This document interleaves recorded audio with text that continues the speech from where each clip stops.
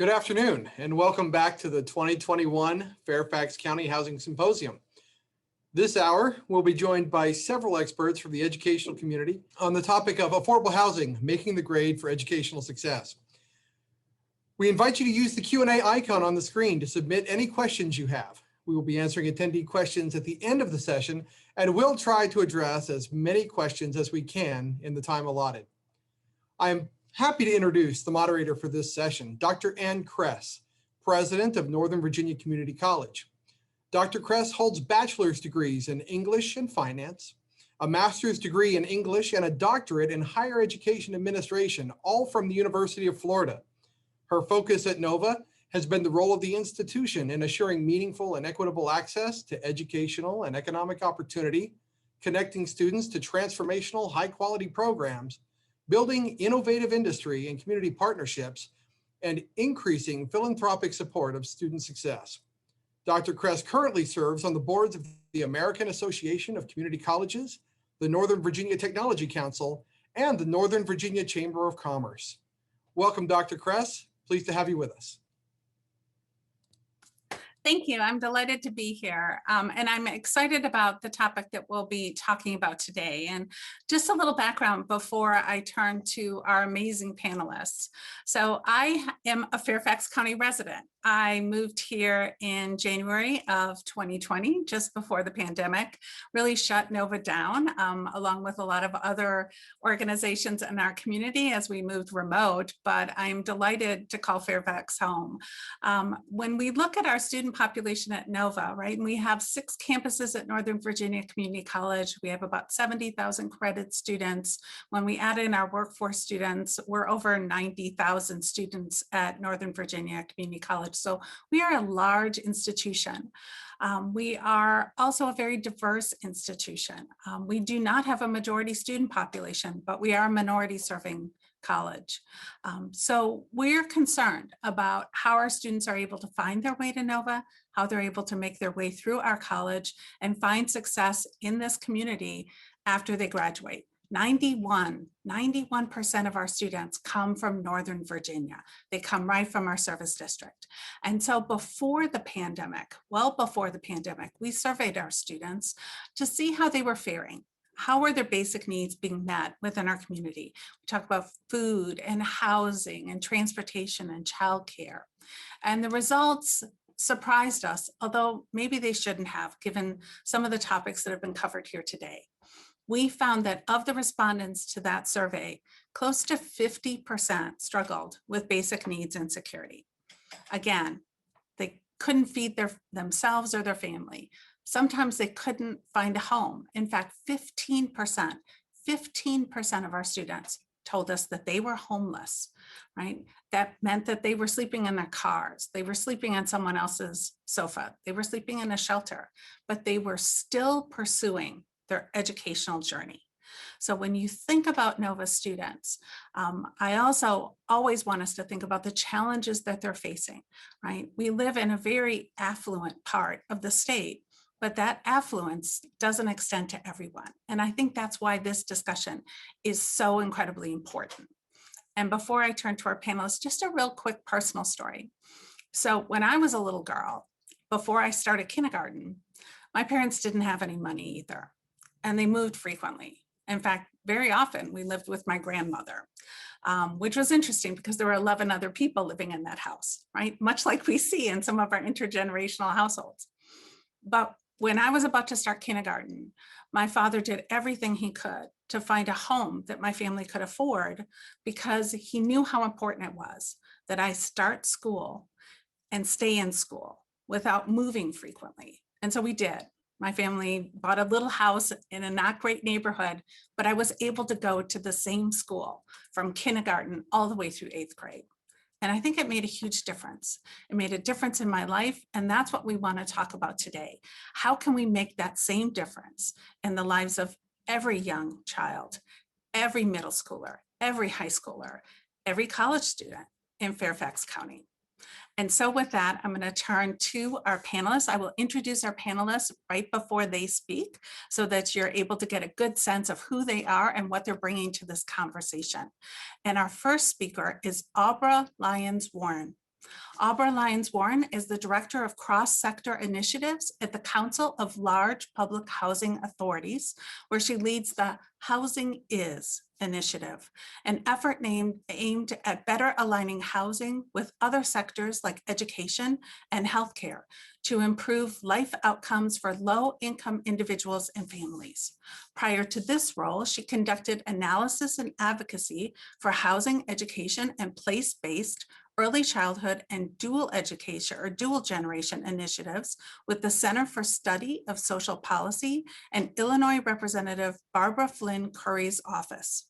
She has also served low-income and homeless individuals at Thrive DC, where she designed and managed the Real Opportunity Employment Training Program and advocated for emergency shelter policies in DC as the Public Awareness Chair of the Homeless Emergency Response Work Group, a coalition of homeless individuals, advocates, and providers responding to urgent concerns regarding the lack of shelter capacity in the district. She holds a Master's of Public Policy from the Harris School of Public Policy and a Master's in Social Work from the School of Social Service Administration, both at the University of Chicago, as well as a Bachelor of Arts in Sociology and Women and Gender Studies from Brandeis University. Please join me in welcoming Aubrey. Thank you so much, Dr. Kress. It's a pleasure to be with all of you this afternoon. I'm really pleased to be able to share some insights with you. So as Dr. Kress mentioned, I'm Aubrey Lyons-Warren, the Director of Cross-Sector Initiatives at the Council of Large Public Housing Authorities. Next slide, please. So CLAFA, that's how we pronounce that acronym, is a national nonprofit. We're based in DC. Our members are, as our name suggests, large housing authorities, primarily urban locations, but a fair number of suburban representation as well. And I lead our cross-sector efforts through our Housing Is initiative. This initiative came about this idea that housing is that first critical step for stability. It's necessary for individuals and families, but it's not sufficient in and of itself. Next slide, please.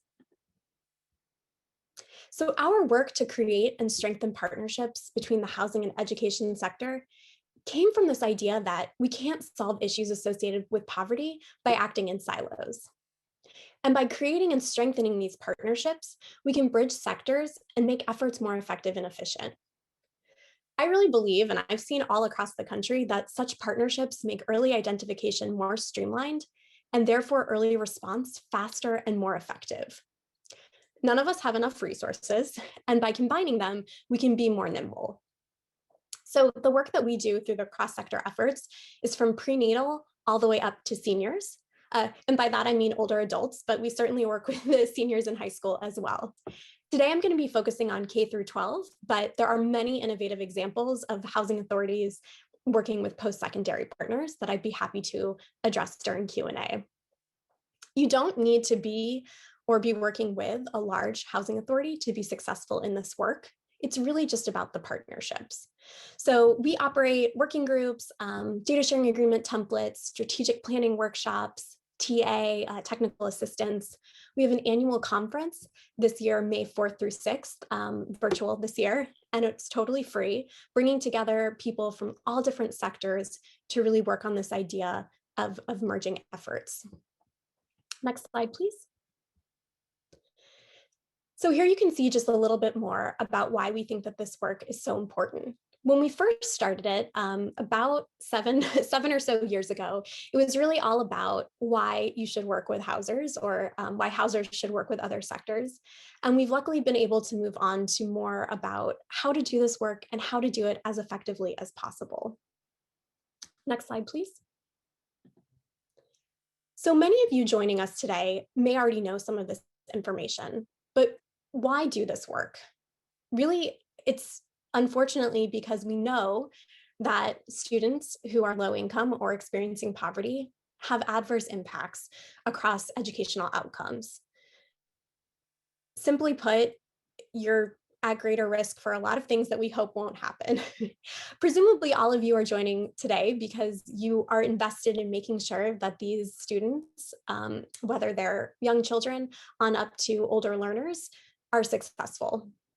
We don't want it to be, and one of the reasons that we got involved in this work in the first place is because we didn't want to see children who are residing in assisted households today grow up and still need housing assistance of their own because they didn't have access to quality education and were therefore unable to obtain a job that pays a living wage, which meant that they could afford market rent or home ownership.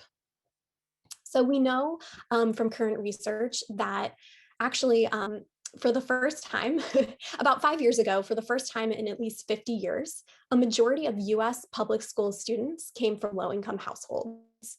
And I think, I'd really be remiss not to be quite clear in the fact that a lot of the students we're talking about are also students of color. We are seeing from research that children who are living in assisted households have higher rates of absenteeism than their peers. If you're not in school, you can't learn. Across metrics that we have, imperfect though they may be, things like reading on grade level by the end of 3rd grade, standardized test scores. Again, research is telling us that these children, low-income students, are performing worse. We're seeing learning loss and the summer slide or summer slump, as you may have heard it called, happening because of unequal access to after-school programming and summer programming. There's higher rates of dropout for low-income students. And of course, for students who are experiencing homelessness, all of this is much worse. Next slide, please. So how can partnering with housing help? As I've mentioned, that stability is so critical. If children aren't moving around, we know that that provides additional support and translates to better educational outcomes, not just for them, but also for their peers in the classroom. Access. If you take one thing away from what I say today, it's this, that housers have access to families in ways that other systems don't. So at a bare minimum, families have an annual recertification process that they have to go through to show that they're still eligible for their housing assistance. But there's so many other touch points in which housers engage with families and therefore students. This is especially important when we think about things like that critical period between 0 to 5, when students might not be formally involved in an education process, formal education. And so when we're looking at things like early childhood education or getting parents more involved in parent-teacher conferences or other things like that, housers are able to reach those families. And when we talk about something like place-based initiatives, housing authorities can offer in-kind donations of space, which not only eliminates challenges like transportation, both timing as well as cost, but it's also meeting folks where they are. These are communities in which they're already comfortable. Next slide, please. So housers are partnering with superintendents, with principals, with after-school and summer programs. They're strengthening their relationships, they're sharing resources, and all of this is helping children achieve better educational success.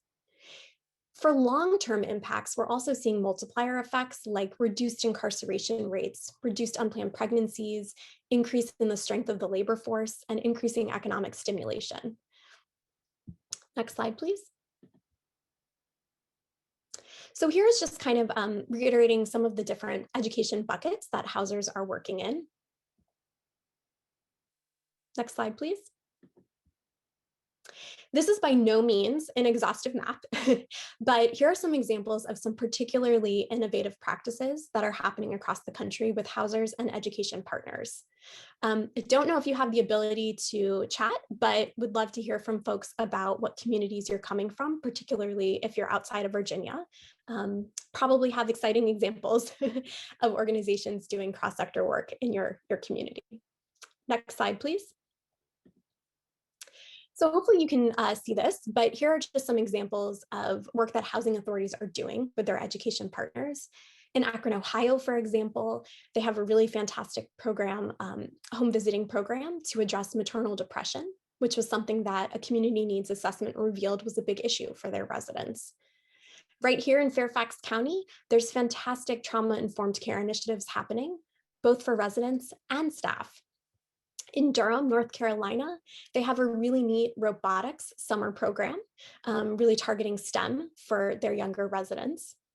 And in Vancouver, Washington, they have a model partnership with Vancouver Public Schools to very efficiently locate families that are experiencing homelessness and then target vouchers to those families so that they can have stable housing. Next slide, please. So maybe you're at the beginning of your work. Maybe you feel that you already have some strong partnerships in place. But a few years ago, we did a publication on exactly this topic. So I would encourage you to go and check that out, www.clafa.org/elements of success. Next slide, please. And when today's symposium is over and you go back to your organization, your team, your staff, here's a set of questions for you to really think through how this can be mutually beneficial for you and folks that you might want to partner with. Or perhaps if you're already working together, this is a list to help refine that for you. So I believe these slides are being shared. They may already have been done so, but you can also take a quick screenshot of those questions. And then next slide, please. So again, thank you so much. I know that we're going to be holding questions until all of the panelists have had a chance to speak, but I'm pleased to have been able to join you and happy to discuss anything further. Thanks so much. Dr. Kress?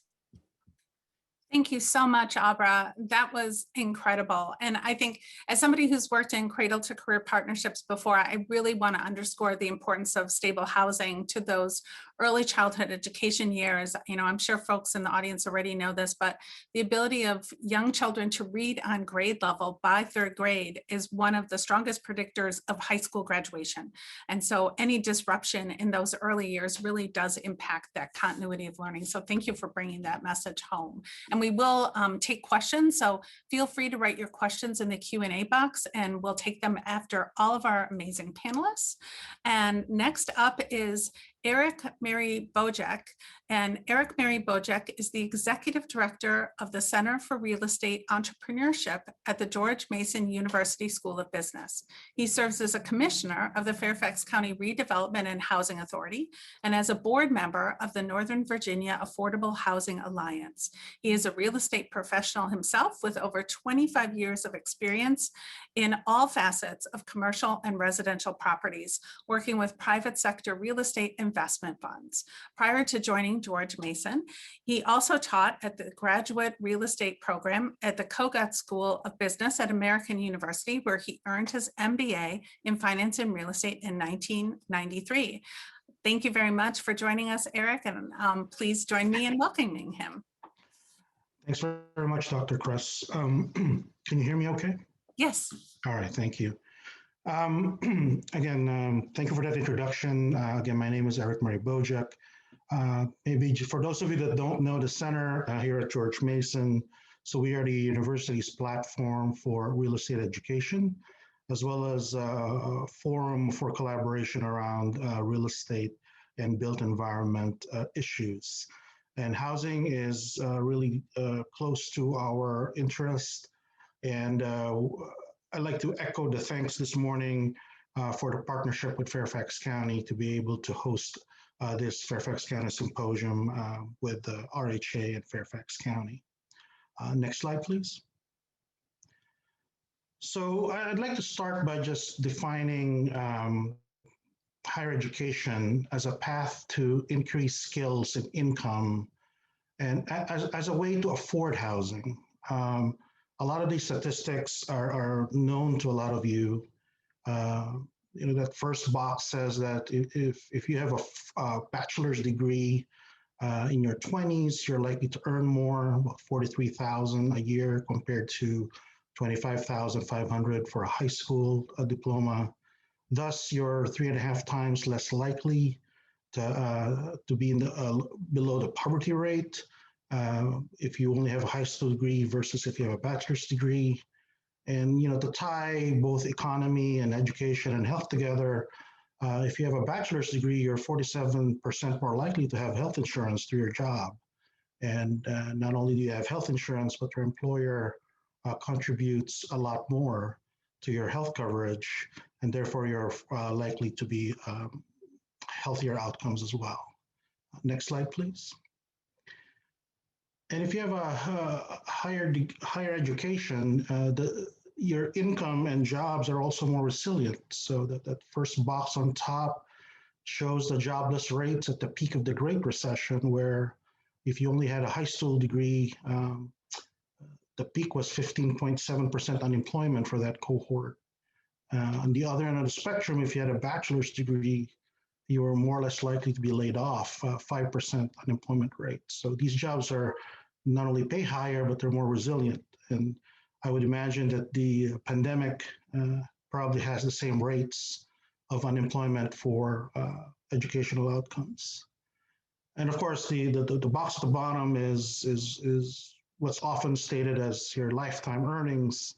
1.3 million roughly for a high school diploma, and about 2.3 million for a bachelor's degree. So higher education is definitely a stepping stone for economic mobility, and therefore the ability to afford housing.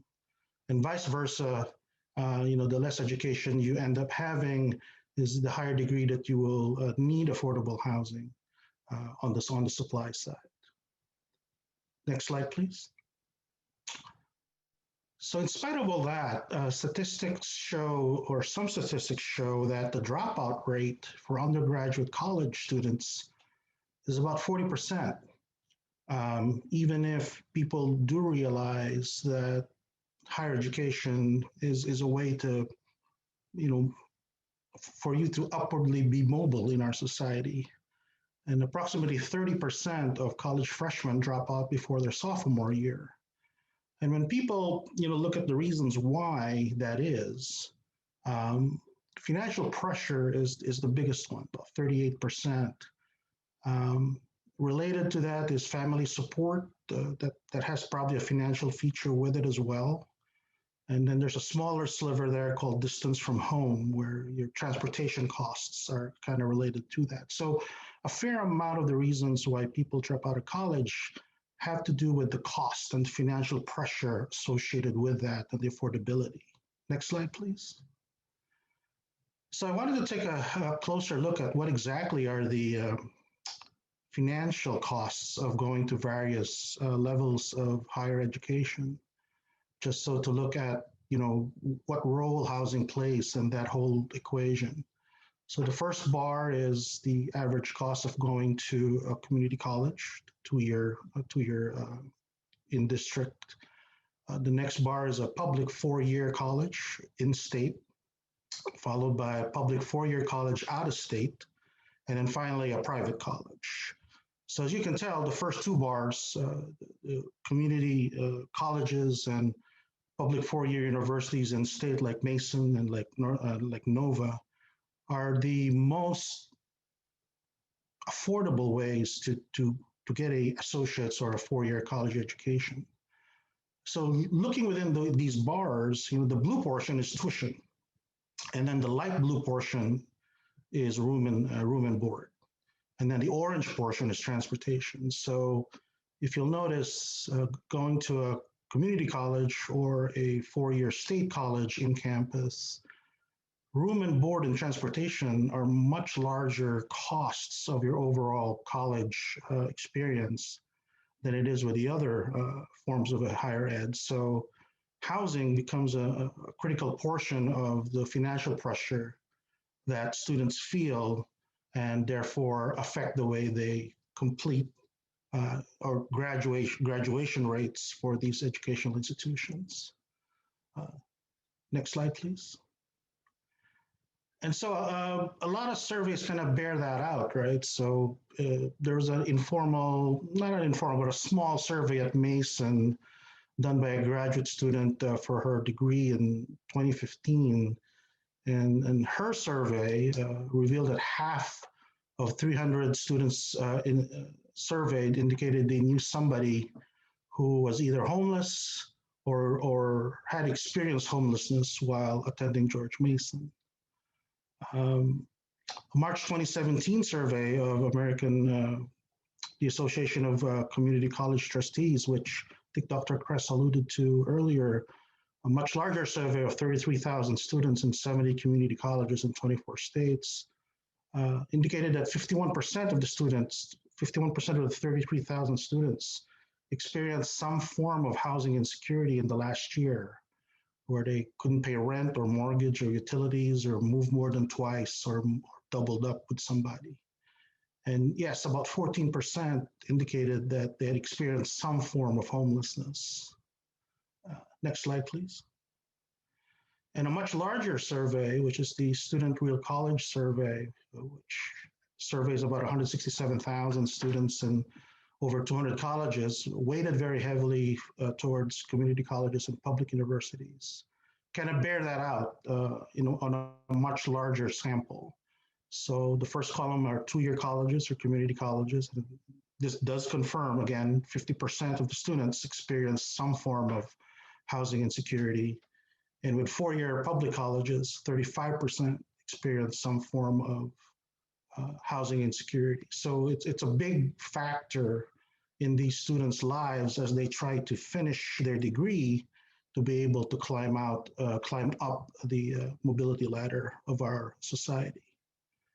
So it comes as no surprise that community colleges and universities are at the forefront of some of the innovative ideas of how to address this issue of unaffordable housing for university students. Next slide, please. So I'm going to cite just some examples that across the country. So I'm going to focus on housing production. There's lots of interventions that people can do, but in recognition of the issue in our area of producing more housing as a long-term solution to our housing affordability crisis, I'm going to concentrate on some examples of ways production of affordable housing has been done across the country. So this is from Tacoma, Washington. It's called the College Housing Assistance Program. About 7 years ago, Tacoma Community College partnered with their housing authority and a developer to provide students who are homeless or near homeless with housing at a campus that they can walk to. Program was later expanded to include the University of Washington, Tacoma, where the community college students were transferring to complete their four-year degree. Again, partnered with another developer and the housing authority. But this time they built 104 units, micro units, small units. And then in February 2020, they opened another one, 152 units, of which 64 units were dedicated to housing challenged students. And they have some indications of outcome, right? The 60% of the students who were helped by this program graduated or remained enrolled, as opposed to 14% of formerly unassisted homeless students. So graduation rates were much higher. And the GPAs were much higher as well, higher than the school-wide average. So definitely very positive housing outcomes. Next slide, please. California just opened a similar project at Cerritos College in Los Angeles area. Again, 28 units for community college students. Next slide, please. Another form of strategy is co-locating affordable housing on with college facilities. So this is from Portland Community College, partnering with a developer called Home Forward. They had an old building with 30,000 square feet on 3 acres. That's the picture on top, and they're redeveloping it into the picture at the bottom. The new building is in yellow, and then the red building is 80 to 100 units of affordable housing at 60% of AMI on community college co-located property. Next page, please. Berkeley has some plans as well. The first plan is People's Park, which is an open space that has seen significant homeless population. So they're building student housing on the north end for 1,000 beds for dorms. And then they're actually building supportive housing on the west end of the park so that the homeless will no longer be in the open and have supportive housing. They're also building something called Anchor House, which is for transfer students from California community colleges in order to offer them affordable housing for 772 students per year. Next slide, please. And then, of course, as was mentioned earlier, the housing talent, the teacher talent, these are some projects for teachers, especially young professors starting out, which salaries are not so high. University of Hawaii is entering into a public-private partnership for 388 units. And of course, Masonville, our own campus, we built one 10 years ago with 157 units for employer-assisted housing development here in Fairfax. Next slide, please. And then there are universities that actually gone out to the community and said, we're going to help build affordable housing for the community. Howard has a project in DC, which has affordable housing units in their in a building that they lease to a developer. University of Virginia just announced that they're going to build 1,000 to 1,500 affordable housing units in the next 10 years on university land, open to the Charlottesville community. And Stanford, which is seeking a major expansion of its campus, has initially proposed building some affordable housing on its campus, contributing money to housing funds and starting some similar to what Amazon is trying to do with them creating so much demand and employment in cities. So these are just examples of big universities stepping up and addressing the impact of their growth on the community. And next slide, please. And finally, the university's core mission is education. So there's always educational opportunities to build housing as part of a academic program, whether it's architecture or engineering, or in our case, real estate development here at Mason. So that's another way for universities to build housing, but at the same time, remain true to their education mission. So hopefully it's just a snapshot of some of the platforms that people are doing to produce housing in the context of higher education. Thank you. Thank you so much, Eric. And just to amplify a couple points that you raised, in case anyone wasn't following the math, essentially every additional year of higher education is going to add a little bit more than $200,000 to lifetime earnings, which is considerable. And then while you were talking, I was reflecting, when you look at the Real College survey data, which is the survey that Nova participated in, when you disaggregate, for example, housing insecurity, you see that students without children, 37% of the respondents indicated housing insecurity. Students with children, it was 49%, so 12 points higher. And that, I think, really speaks to the discussion that we're having here today. So thank you so much.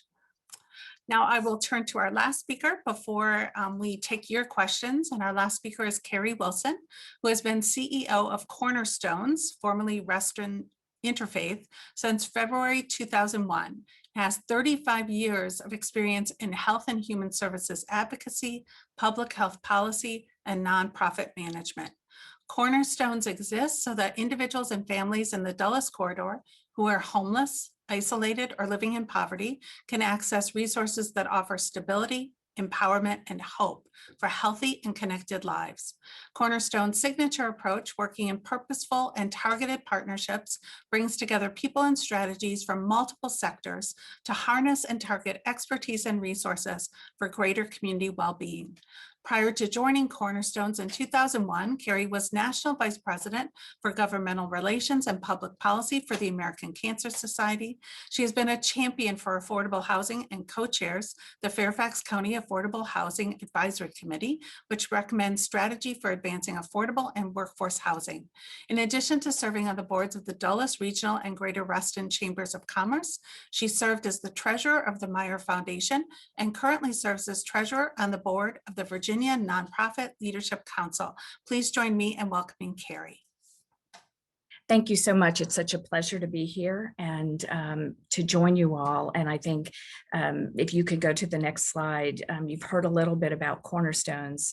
I think everything about this symposium today and what we've heard and the importance of thinking about housing as intertwined and connected to everything else about how we build and strengthen our neighbors and communities. And I'm so proud to work with an organization that has been doing that for 50 years, serving more than 16,000 families, nearly 5,000 children each year. Next slide, please. So this slide is from the 2019 Human Services Needs Assessment, and really, again, demonstrates, I think, what we've heard all throughout today's symposium, that nonprofit human service organizations like ours may come in, and we're an affordable housing provider, and the importance of that accessible housing. But without all these other supports and thinking about healthy people and how we connect communities, how we help people build assets, access childcare, and all the education opportunities we've talked about, really, you're really just facing a wall if you don't look at this, because this is what all families need. And I don't know about you all. I thought Supervisor Walkinshaw's comments this morning when he shared that he pays the same for a mortgage on his home with all the privileges and rights of to be able to deduct his taxes as the average cost of a 2-bedroom rental, $2,200 a month for someone who perhaps even a single mom with 2 children who's earning. She even gets $15 an hour, which is what we're striving for, right? For a new minimum wage. That still means only $2,600 a month of take-home pay, which leaves $400 for childcare. And, do the math. This is so important. And that's why organizations like mine exist, to kind of help and walk people through figuring this out. Next slide, please. I'm so proud. I'm also a Fairfax County resident, have heard so much throughout the day about the studies and the research that has been done, including some of these on this slide. But I think what's important about this is that we all know that opportunity begins at home, right? Teachers know that children learn better and are more likely to graduate and see the kind of success we've just heard about if they live in a stable, affordable home. Next slide. And again, Fairfax County has really taken a lead across the nation, both the school system and our county government, in also saying that opportunity matters, and how do we bring that in everything, whether it's in housing or education. And I was so proud of Chairman McKay, who has taken that One Fairfax and worked, and now with a new task force is recommending some of the things we've heard today that are going to ensure that we see the impact for particularly families who have always faced racial and structural racism and institutional barriers. Next slide. This slide talks about the ways, and again, we've heard it, in which affordable housing is really a platform for well-being in our community. I loved hearing Victor talk about he's an economic development geek, and he really loves that. Well, you can't do that without thinking about housing types across the region, or thinking about what it means to have inclusive and diverse communities. Cornerstones Housing Scattered Site, we help people move into established neighborhoods where they can become part of the community. But important for this session, I think, again, what we've heard already from Dr. Kress and my colleagues here on the panel, this affordable housing is a key platform for family well-being. Without stable housing, the families are stressed, children won't be able to learn. And these are the things that we've identified in the county with the successful children and youth policy team that we integrate with housing. Next slide, please. So much of the talk this morning, particularly about One Fairfax, looked at the issues, and we know that the decisions we've made in the past and even today are decisions that have promoted and racism, structural racism, and that these fall disproportionately on people of color. And I see that in shelters and in our work in foster care, and all the work that happens disproportionately impacting African Americans and other people of color. And it's no different in areas of education and the things that we know, early childhood, parent engagement, being able to access are all critical to success. But if you're a family who is struggling to make ends meet, if your teenager is having to go to work to help support the family to put food on the table, or if you don't speak English at home, those are real barriers that prevent you from getting the most out of educational opportunity. Next slide, please. And so we hear a lot about those barriers, but I thought I would share with you just some results, and these are survey results that we are just getting back, so there's more to come. But we spoke with residents of Fairfax County public housing and those who live in private market, affordable housing in Herndon and Reston just last languages in the areas that we see the most need, and ask them some of these questions. What are your biggest concerns over the next months? What supports do you need? Questions about their job. And again, pertinent to this panel, how concerned are you about the effects of COVID-19 and what we've been through this year on your children? Next slide, please. And so to the first question, as respondents answered about what concerns you the most over the next 6 months, you'll note that people rank their largest concerns, everything from the still pervasive fear of getting COVID, or the concern about the vaccine and sort of the trust in that, and whether or not they'll have access to financial impacts if one had lost their job, and paying the bills. But what I think is really compelling, if you look across the board, and particularly with the primarily Spanish or Arabic speaking respondents, 83% and 78% respectively rank their children's education and general well-being as a major stressor and concern. Next slide.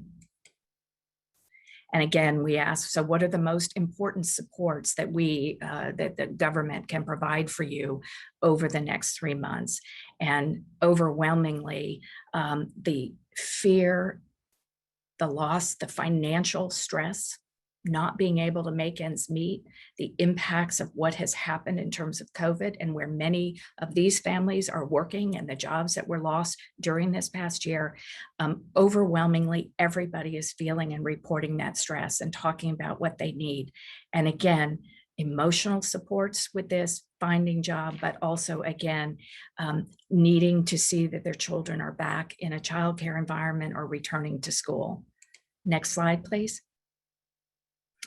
When we asked about housing stability, how are you feeling? And again, remembering these are people, some of whom live in public housing with subsidies that allow them to afford their housing, but many are living in overcrowded, private market housing. And we asked them about this, and across the board, again, that fear, that real loss of hours at work or loss of the job has put the financial instability at the sort of the top of the list. And we note that for some people, even with the great work Fairfax County has been able to do in terms of CARES Act and getting resources out to people, you still see a portion, nearly a quarter of the families who speak Spanish and Arabic saying they didn't have access, they weren't able to get help in their situation, so they're financially unstable. Next slide, please. And then finally, on this slide, we asked the question about issues that we've all talked about today in terms of health, as not just physical health, but mental health and well-being and connectedness, but also in terms of where their children are. So we asked people on how did they feel about the effects of COVID-19 on their children's education. learning loss, how they've been at home, will they succeed? An overwhelming number of Spanish and Arabic respondents, again, 72%, 79%, said they worry about their children most of the time or often. And then when asked them how they felt this situation with school had impacted their children's health and well-being, again, the respondents felt nearly half of them said their children had been negatively impacted by what we were doing. What you see across the board in some of these are not only what our community members are dealing with in their lives, but also, if you note some of the responses, for some respondents who do have English or may have, so may be more connected, and some who did self-identify as white, their concerns or issues were somewhat mitigated or less than people of color. Next slide, please. And I wanted to highlight this because of what Abra and Eric had talked about as we talk about getting our economy back on its feet, and youth and young adults particular. It is really hard to get a foothold in the market when, you know, everything that has happened this year, and young people who are just coming out into the working world were hardest hit in this recession. And then they're the ones that coming in last in line in terms of experience. And it's why the work that we're doing and that you heard from my colleagues is so important in terms of getting people through school and engaged. Next slide. Chairman McKay's Equity Task Force reiterated the goals that many of us know are important and that we're using every day, certainly in terms of public education and career pathway. I would point out, I think the number 2 bullet, something very important that Fairfax County has really begun to think about in sort of the school system, you know, a big school system, and to Dr. Brabrand's credit, you know, we're starting to pull down the barriers between institutions and really think about, this is where kids are, this is where parents are going to engage. How can we bring supports and services to the schools as opposed to having to come out to us in community? What ways can we have this as more of a two-way street? Next slide, please. And then similarly, easy for me to say, the recommendations, again, from the task force and the work that the SCIP team has done really talk about, and these were included in another earlier study on a strategic plan for equitable school readiness. Here are some of the recommendations that we've heard in terms of getting all children with a quality pre-K education and expanding the career track. We have a really strong program in Fairfax, but we need to do more. This is another area where I believe, certainly in terms of educational attainment, I'm glad to see the school system looking at this, is the need for professional development and skills building, not just for teachers, but our childcare providers, organizations like mine, where we really need to understand what's going on in the life of the family, and our approach in terms of how we work with kids tie that more neatly to that work. And then finally, again, we've just heard a really good and seen the examples of the importance of, you know, after high school, what is the pathway for our students? And also, how do we change up the way that we make these things available and make people aware of it? Next slide, please. As I wind down my comments, what I would say with all of these challenges, I'm also so proud of the way that Fairfax County has thought out ahead, thinking about ways to really engage. I loved Abra's comments about the housers, you know, really knowing a lot about what's going on. And Cornerstones owns and operate housing, and we know what's going on with our families. But more importantly, again, how can we bring folks together, and how can we as housers, or how can we as educational that folks involved in that also bring other partners and stakeholders to people, directly to neighbors. And here in Fairfax, there's a wonderful initiative. It's in 5 areas known as Opportunity Neighborhoods. And it's really simply about, asking our neighbors, our parents, students, the teachers, and other stakeholders like Cornerstones, asking this question: how do we create the conditions in our community under which every child can succeed and thrive? It's possible. We are resource rich, but most of what Opportunity Neighborhoods is about getting out of the way of our neighbors, listening and seeing how they identify the issues that are most critical to them and their children, and then helping to support changes that we can bring, whether it's in maybe a universal school readiness plan to get everybody ready to go back this summer, and when our first-time kindergartners going to school. Pat Matthews described that earlier today about islands of disadvantage. And this is where Opportunity Neighborhoods are located, but they are anything but. They are turning that issue of zip code and overrepresentation of poverty or immigration status on its head and sort of taking charge and engaging. And this was really, the power of this is really brought home to me. When Dr. Brabrand was talking, he was at Herndon High School when my kids were going through. I'm a Herndon High School graduate. But today in Fairfax County, Herndon High School has one of the highest dropout rates. And it's because the tremendous changes in demographics, as people move this region, challenges and not paying attention to the cradle to career opportunities from school to school. And so we have a school that, when my kids were there, looks very different than it does today. But Opportunity Neighborhoods and programs like community schools and 21st century learning centers are working to bridge that gap.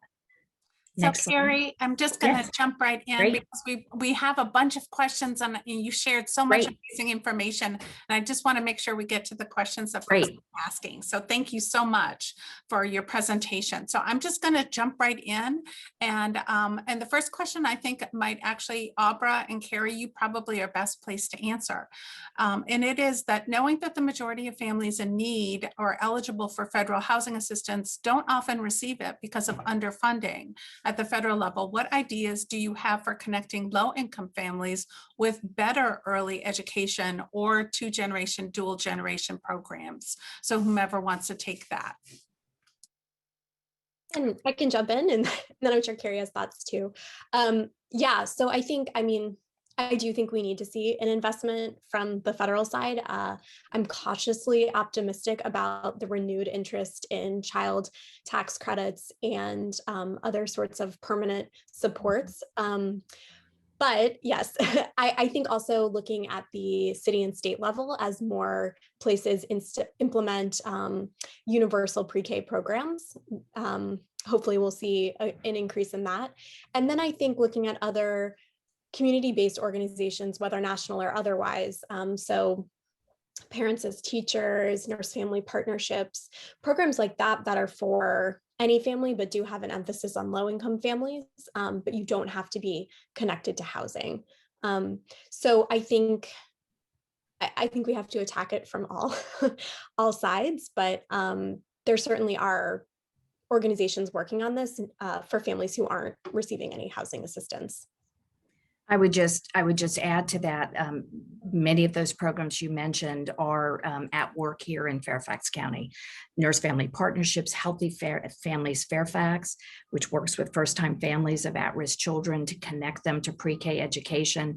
And then a lot of the work in the study I mentioned about an equitable school readiness plan. And we've identified resources to increase the number of students. We have a goal to get all students up to 300% of poverty into a quality pre-K education here in Fairfax. And so we've taken that to the state level. The county board of supervisors will continue to look at that, but those are all critical, as is Opportunity Neighborhoods, that gets parents involved in helping that happen right there at home. So another great question. And so maybe Eric, you can start with this one. So what seems to be most effective when you think about students and housing? And let's start with college students. Is it more effective to take services to where the students are, or to build affordable housing for students? Well, I think it depends on the context of each institution, right? I think, for example, if you look at a university like George Mason or Nova, which are situated in very expensive, built-out areas already, the question for producing is basically land. Where do we source the land on where to put affordable housing for students? And so, and that's a harder question to answer compared to an institution that is more of a university town like UVA, where they have land to build on. So in which case, maybe services are the better answer as an intervention in areas where it's difficult to source land. But like I mentioned in my talk, some institutions like the example from Portland Community College, they were able to creatively find solutions to co-locate or higher density or work with an outside partner like a housing agency to come up with a creative solution of adding production units and to an area that's land constrained. So I think if we're motivated and creative enough, I think even locations that are expensive and hard to build in, I think we can come up with solutions that address college students, because they're already a population that are already motivated to grow out of that ladder of mobility so that they don't need affordable housing when they graduate. So I think it's a very strong case to be made to support that population. So, and we've had such a great panel. We've got time for one more question, and I'm going to ask everyone to maybe give me a 30-second answer. And it is around some of the data that Carrie presented on the pandemic. So when you look at that data, when you look at the impact of pandemic on learning and on housing, what is one thing that you would recommend that we think about to address the needs that were presented? And Carrie, it was your data, so I'm going to start with you. Well, again, I think part of that is the steps we've taken to make sure parents stayed connected throughout the pandemic, getting resources to help kids, MiFis and all the work that's been done, and then now walking with them as they get back into school to prevent learning loss, and that's tied to housing. Right. Aubrey? Yeah, I would just really say that everything that's an issue because of COVID-19 was already an issue. It's just been exacerbated. So I think we have to continue to provide funding and support to counter things like equity and the digital divide. But it all was unfortunately already there. Absolutely. And then Eric, you get the last word. Yeah, so going back to Dr. Washington's point about the new normal going forward, that things won't go back to where they were, even in higher ed. If housing, if where you reside and how you live is part of your classroom, then I think we have to have a better understanding of how that affects learning outcomes and what kinds of new support that we have to provide students in order for them to have the same outcomes or even better outcomes than they did even before COVID. Awesome. Thank you. I know everybody, I think at one point more than 100 people who were here for the presentation join me in thanking you for everything that you brought to this discussion. And again, I want to echo the thanks to Fairfax County, to Chairman McKay for the sincere and authentic interest in addressing these needs and making sure that we can build a better one Fairfax. Thank you so much. Thank you, Dr. Kress, and to all of our distinguished panelists for what has been an outstanding session this afternoon. We realized there was a lot of questions. If we were unable to get to your question, again, please feel free to email that to rha@fairfaxcounty.gov. As with our previous sessions, your feedback is extremely valuable to us in terms of identifying the takeaways that you found valuable, and also helping us to consider those topics of discussion that are worth more in-depth look. So you will find in your chat a link to the feedback survey for this session. Additionally, you'll find the link for our next session scheduled to begin at 2:45. That final session of the day is titled Affordable Housing. It's everyone's job. And the link is also available in your program and the email you received this morning via Eventbrite. In closing, those of you who missed them previously, as we do go to break, we will be playing our messages from our kind sponsors. We invite you to take a look at those and as you complete the survey. We again thank you for joining us, and we will reconvene at 2:45 in our fourth session. Thank you so much for joining us.